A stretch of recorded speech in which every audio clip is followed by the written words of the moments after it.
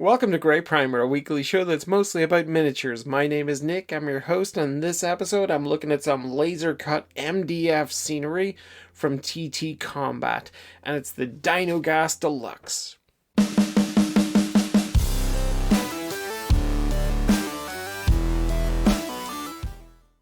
So I have a love-hate relationship with laser cut MDF. Why do I hate it? Well, I hate the smell. That's the only thing I hate, really, is just that burnt wood smell when it first comes into your house. It's just so heavy, so much, and they're normally like vacuum sealed in like cling wrap, so when you break the seal on it, it's just like the smell floods into your whole home. Ugh. But then why do I love it? Well, I love it because there's just so much that can be made out of it. You can have paint pot holders like these racks on the wall. Even my logo here is done in laser cut MDF. As well as stuff like this, there are people out there doing really clever things with MDF to make interesting gaming accessories. I mean, look at this thing here, this little dice tower, and it just folds out like this, and it's just so clever. And this was made by a company in Ireland called Woad. Well worth checking out. And there's some fantastic pieces of gaming scenery being made as well. They're generally cheaper. They come in flat pack. They're more environmentally friendly than plastics or resins. And one of the coolest manufacturers of laser cut MDF scenery that I've encountered so far is TT Combat, which operates out of Cornwall in the UK. And they're perhaps better known for games like Carnival, Rumble Slam, Drop Zone Commander, Drop Fleet Commander. And some of those games look fantastic, but for me, the draw to TT Combat is all about that laser cut MDF scenery.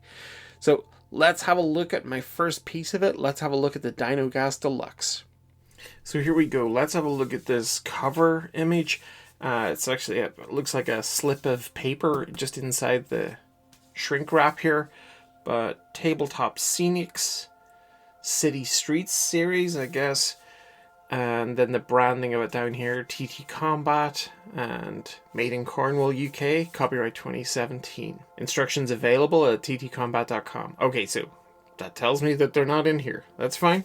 Just waiting for the smell to hit me.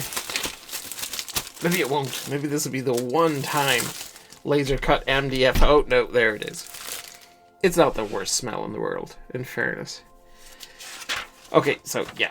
Completely blank on the back. Okay, look at this. So is this like the flooring inside or something? It's got like a sort of a tiled effect. This next piece is a different color. It's probably hard to make that out. A lot thinner as well. Maybe half as thin again. I think it's still MDF. It definitely still feels like that kind of fiberboard, but lots of detail on it. Even really fine. Hopefully you can just see that. The vent cuts there. And I'll just be careful with that one because I kind of feel that that's something that could get damaged a little easy there. Loving all the branding. I always wonder if I prime this, will it make this stuff disappear?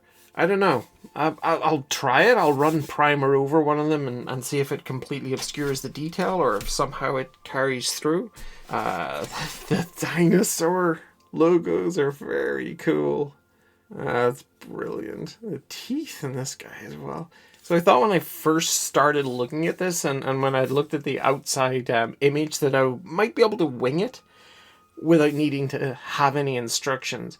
But the more I look at these individual pieces of wood here with the many, many components that they have, the more I now think I'm going to have to go on to ttcombat.com, check out that construction guide and follow that, because otherwise I think I could get myself in deep water with this and have a frustrating experience. So yeah, I'll have the instructions up on a screen in front of me as I build this, and if I can get away with using super glue rather than wood glue, I will, because it's so much easier to work with and so much faster to work with. But it's time to get this built, and I will be right back. Okay, so here it is all fully built up. It's the TT Combat Dinogas Deluxe from their City Streets range of Tabletop Scenics. And I did notice this on the barcode here. 28 to 32 mil scale, 6 MDF sheets, and 1 grey board. The grey board, I guess, is what makes up these more cosmetic touches, like nameplates and details and things like that. That much thinner board. So I guess that's what they call it, grey board. Construction-wise, this was very straightforward, and it was helped by the best online resource I've seen for kits like this. TT Combat have it absolutely nailed down. They've got these amazingly detailed PDFs of all of the construction plans for all of their different MDF kits. It's really easy to find the one that you need, and they're incredibly easy to follow on screen. Some brilliant angles you can get with this. It's just the level of realism and the way they've built this, the way they've structured this, is just fantastic. And I mean, I imagine this would paint up beautifully. You can hear bits rattling around inside, and I'll show you what that is in a second. There's just sort of the car access if you were turning this into sort of a mechanics bay. You can see this vent with the fan and stuff. Some of their branding around there. You can even look in through windows to see inside. A couple of bits of this I didn't glue. So this main forecourt section, just wiggle that apart. We got our petrol pumps there. They're even numbered 1 through 4, which is just a brilliant little detail. The Dinogas logo actually has a 3D effect. Then we look at the roof of the main building. You can see this skylight section, which gives you a view into the interior, which is nice, but this entire thing just can be left unglued and just lifted off. You can see some of the details around the side here: servicing, repairs, refreshments, filling station. I'm just going to rescue the little vending machine, which is rolling around in it. And here we go. So Neutron Cola. And it's even got like the refrigeration unit on the back of it here. And I thought that this was very cool, this fold over section here, which the way it's being cut by the laser, it creates this lattice effect. And it's just brilliant. You just sort of bend that over and then it just locks in place here. And the lattice effect gives it the feeling of curve, which is super cool. And then we go inside. You can see the tiled floor here in this section. You can see, I guess, probably the concrete floor of the mechanics section. But I just want to show you the burn marks at the back. So I'm pretty sure that this kit went on fire when it was being cut, because there's a lot of scorch damage here. It doesn't really matter. I mean, you would spray over that. You can see more of it there. Once you prime that, you wouldn't really notice, but it just does look like this had a violent beginning. You can see more on the door there, but it survived and it doesn't affect the end result here. And lots of scope inside there for personalization, painting it whatever way you want. You could have posters and things on the wall. You could print those out in a color printer and stick them inside and make it really authentic. And you could have this as something shiny and brand new, with lovely polished black and white tiles maybe inside there, or you could have it as something post-apocalyptic and grungy and rotted and, you know, full of like plants and things growing through the vents or whatever. A lot of moss and just gunk. Up to you entirely. And then just checking for scale, we've got an Outrider here with a Primera Space Marine. No problem, the bike seems to be a good fit within the garage there. And then this is always the test for me, is like, do Space Marines look ridiculously large beside something?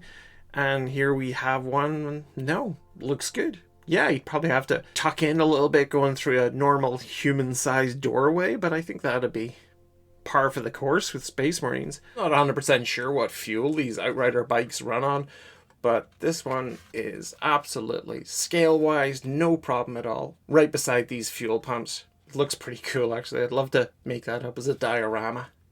So that's the Dinogas Deluxe from TT Combat. Highly recommended kit. Great value for money. Scale-wise looks great.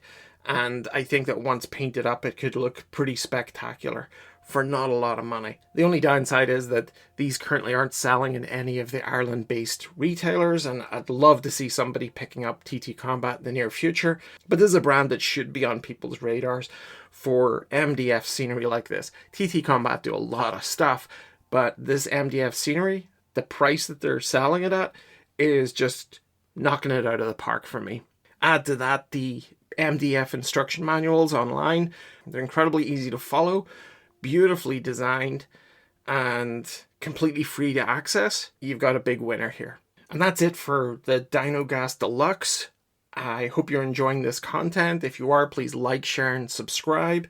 On the next episode, it's a change of pace. I'm going to be looking at a Kickstarter from Come On. I'm going to be looking at Bloodborne and all of the many crazy, creepy miniatures that came with that, and seeing if the actual casts that come in the box look anything like the amazing renders that they were showing off online. But that's in the next episode. Until then, thanks for watching, take care, and bye-bye.